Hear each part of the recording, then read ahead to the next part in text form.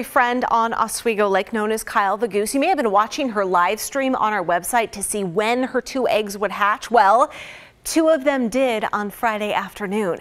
Kyle, who is a female Canada goose, was raised from a gosling herself by Mike Giovanni of Lake Oswego. She's famous for flying along his boat and following him to Starbucks and inside his house.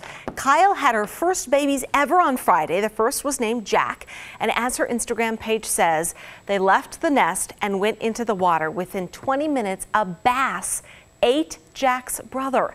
This type of thing happens commonly on the lake. When goslings are that small, they fall prey to birds and fish. So to keep Jack safe, Giovanni is watching over the baby. Look at this, even inviting him inside the house today. Kyle hasn't quite figured out how to be a mommy and has been leaving Jack alone for periods of time. So Giovanni is watching over them. You can keep track of the saga on the Kyle the Goose Instagram page. Isn't he so cute?